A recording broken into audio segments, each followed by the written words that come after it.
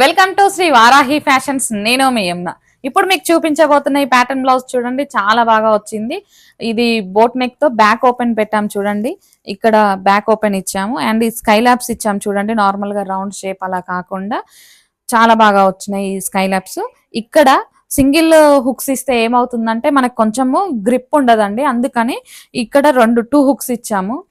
Two hooks ఇవ్వడం వల్ల దానికి గ్రిప్ ఉంటుంది, చాలా మనకి కంఫర్ట్ గా ఉంటుంది. హ్యాండ్ చూడండి, కింద స్కైలాబ్స్ పెట్టాము. ఇది బ్లౌజ్ లో వచ్చిన బార్డర్ కి ఇక్కడ స్కైలాబ్స్ పెట్టేసి ఇక్కడ పైన ఇలా కుచ్చు ఇచ్చాము. ఇది చాలా బాగా వచ్చిందండి కుచ్చు.